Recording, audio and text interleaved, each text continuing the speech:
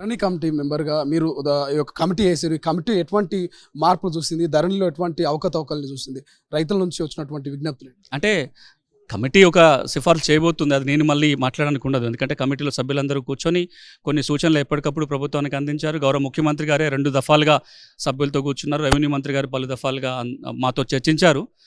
అందులో ఒక ప్రధానమైన లోపం గుర్తించినాం. అదే ప్రభుత్వం మార్చే ప్రయత్నం చేస్తుంది. ఏం చేసినా చట్టంలోనే లోపం ఉంది కాబట్టి, అంటే పునాదిలోనే లోపం ఉంది కాబట్టి పునాది సవరించాలని ఒక మాట వరకు చెప్పాము. పునాదే చట్టం. 27 చట్టంలో మార్పులు రావాలని కోరుకున్నాము. 27 చట్టంలో లోపాలు ఏముందో చెప్పాము. అందుకు తగ్గట్టుగానే ప్రభుత్వం ఈ మార్పు చేస్తుంది.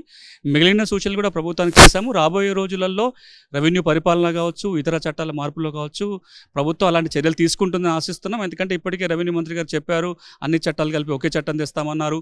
గ్రామీణ స్థాయిలో రెవెన్యూ పరిపాలన చూసే వ్యక్తి ఉండాలా వద్దా అని వారి యొక్క ప్రశ్నలు ఏమనెత్తారు, ప్రజలని అభిప్రాయం అడిగారు. కాబట్టి అన్ని రకాల మార్పులు వస్తాయని ఆశిస్తున్నాం. ముఖ్యమంత్రి గారు పైలట్ ప్రాజెక్టుగా ఒక మండలాన్ని ఎంచుకొని ఇష్యూస్ ఉన్నటువంటి ఆ మండలంలో ఫస్ట్ ప్రయత్నాత్మకంగా సమస్యలను అంతా తీసుకొని ముందుకెళ్తామని కూడా అన్నారు. సో అది ఎంతవరకు వచ్చింది మీకు? అంటే 2 మండలాలు, ఒక మండలం ఆల్రెడీ చేసాము. నేనే వ్యక్తిగతంగా పనిచేసాము అక్కడ. యాచారం మండలంలో 10 గ్రామాలలో ఇప్పటికి దాదాపుగా పూర్తిగా వచ్చింది. కొత్తగా నల్గొండలో కూడా నల్గొండ జిల్లాలో కూడా ఇంకొక మండలము. అంటే సమస్యలు ఏ విధంగా ఉన్నాయి, వాటిని దరఖాస్తులు ఎట్లా తీసుకోవాలి, గ్రామ ఎట్లాంటి విచారణ చేయాలనే ప్రయత్నం జరుగుతుంది. గౌరవ రెవెన్యూ మంత్రి గారు అసెంబ్లీలో ప్రకటన చేసినట్టుగానే యాచారం మండలము, నల్గొండలో తిరుమలగిరి మండలాన్ని పైలట్గా తీసుకోవటము. యాచారం మండలంలో ఇప్పటికే 4 నెలల ఎక్సర్సైజ్ జరిగింది. దాదాపు ఒక 10 గ్రామాల్లోనే 2200 దరఖాస్తులు వచ్చినాయి. దరఖాస్తు పెట్టడానికి ఒక నమూనా తయారు చేశాము. గ్రామాలకు వెళ్ళటము, వాళ్ళందరికీ ఒక కసరత్తు చేయడానికి ఒక టీం పెట్టడం, అవన్నీ ఉన్నాయి. రాబోయే రోజుల్లో నేను ఆ స్టడీలో ఏమొచ్చింది, ఎట్లా చేయాలనే అంశాలు కూడా మీ అందరితో పంచుకుంటాను. ఒక మాట, ధరణి కేవలం మార్పు చేస్తా ఉన్నారా, ధరణి పూర్తిగా లేకుండా చేసి భూమాత పోర్టల్? నేను మొదటి నుంచి చెప్తాను, ఇదేదో పేరు మార్పిడి కార్యక్రమం కాదు.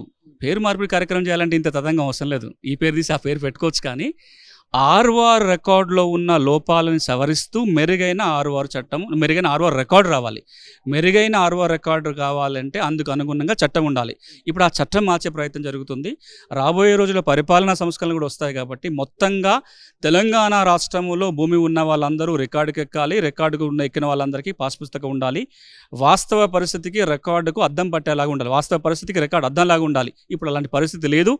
అలాంటి పరిస్థితి తెచ్చే భాగంలో ఒక మొట్టమొదటి కీలకమైన ఒక ప్రయత్నం ఏంటంటే చట్టం మార్పు. అసలైన తొలి వెలుగు. ఫాలో వాట్సాప్ @తొలి వెలుగు official.